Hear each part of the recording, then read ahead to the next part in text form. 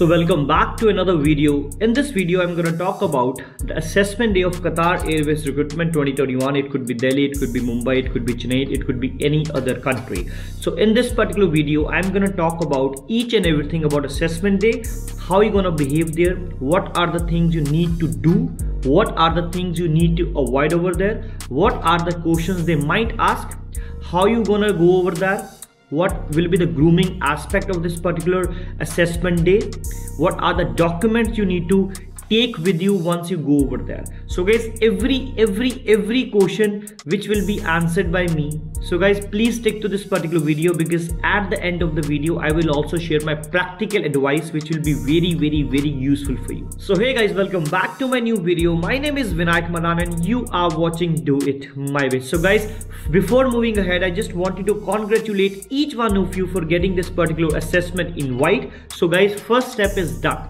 So guys, if you liking my content, hard work and consistency, so do not forget to hit that like button, and also do not forget to subscribe my channel and do press that bell icon so that whenever I put any of the video, you will get the notification there and then. So guys, without any further delay, let's get started. Point number one, the things you need to carry along when you go to the assessment venue. So guys, first one is the resume with the applicant ID mentioned over there, the assessment invitation, the applicant ID should be mentioned over there. The third one is the photographs, the passport size photographs. I would recommend please take with the business attire. Do not take the photos which are in the smart casuals. It can backfire you.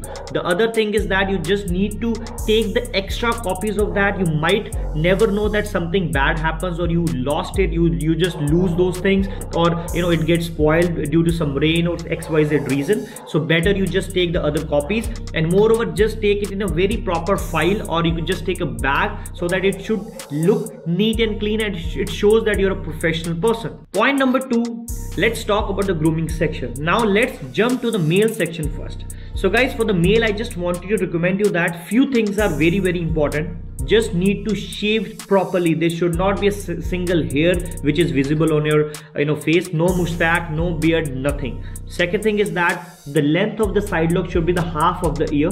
The third thing is that the back hair should not touch the collars. It is about the professionalism. They might take care of these things, you never know, right? Fourth thing is that you should not take the haircut a day or 2 days before, because the scalp should not be visible in the interview. I have seen people getting thrown out of the interview. Moreover, kindly avoid wearing the accessories, because they do not entertain people with the accessories except the watch. Moreover, before the assessment day, do not take any alcohol, any liquor. So before one day assessment, take a very good sleep so that you look quite punctual and active. Now let's jump to the section of females. Girls, either you can go with the trouser or you can go with the skirt, but skirt should be below the knee length. Please do not wear the skirt which is above your knee length, right? It's against their standards or the professionalism, right? Moreover, you can go and check the video which I've already made a year back, which is all regarding what you wear, how you have to do a makeup, the basic makeup, and the link is in the description box. Please go and check that particular video. And for both males and females, I would recommend please wear the uniform 2 to 3 times the attire, I must say. Then you can be more comfortable at the assessment day, because once you wear 2 to 3 times, you'll be so confident that yes, you're looking good or bad, that there's some improvements needs to be done. So please always wear that before the assessment day at least 2 to 3 times. Point number 3, you are supposed to reach the venue 10 minutes or 15 minutes prior, so that you go over there, you get comfortable to the environment, you at least see how many people are there, and you can just become comfortable, right? And moreover, once they start telling you about the Qatar Airways, all the hierarchy system and all, please listen it very carefully, because they might ask you, not in the interviews, but yes, they might ask you just to know that yes, people are listening to them or not. Now we have an English test. So guys, after they tell you all about the Qatar Airways, now there's a time of English test. They will ask you to sit in the row of 3 to 4 people. I don't know what the setup would be, but yes, they will ask you to sit in the row, and the different sets should be there. Please do not even dare to move here and there, because they are very serious. Do not try to do cheating. There are no negative marking and all. So please make sure you do each and every question. In case you are confused, you're not sure about any particular question, please use the elimination route. I will show you how to do that, right? So once you do that, there are almost 30 to 35 minutes and almost 30 to 40 questions would be there. It could reduce, it could increase, I'm not sure about that. So this is the way it could gonna be. So after the English test, they will give you a break of almost 40 to 45 minutes. During that, you're allowed to go out of the venue or out of the hotel and eat something, because it would be very long day, and obviously it would be very stressful day for you, right? So better you eat something so that you remain active throughout the day. Point number 5. So guys, after the results are announced, now you will be segregated into different groups. So once the group is called, so you all 10 to 15 people will be in the queue outside the door where the interview is going on. So obviously you just have to wait for your turn. They will call you one by one, and then there will be a round which will be called as the arm reach test. So you just need to touch the 212 centimeters. For males, you cannot go on your tiptoes. You just have to be normal and just need to touch the line. But for the girls, there is the relaxation. You can just touch the 212 centimeter line by getting onto the tiptoes. Point number 6. So guys, they might merge the round which is known as arm reach test with the round which is known as scar declaration. So once they ask you that please declare your marks or the birthmarks or the acne or the scars, so do not hesitate to declare anything and do not hide anything. Always tell those scars or birthmarks or acne which are not covered, right? For example, hands, for example, palms, for example, face, right? So do not hesitate to avoid that, because in case they look it for and they find something which is not right, so obviously it can backfire you, right? So along with that, there are chances that they might ask you few of the questions, because if you ignore Sonru interview, this is your first face-to-face interview and they might ask you few questions. For example, please brief about yourself, please introduce yourself, or might they ask you that what have you done during the COVID period. So this is a very famous question nowadays. So now point number 7. So guys, there are two options now. I can suggest you two things.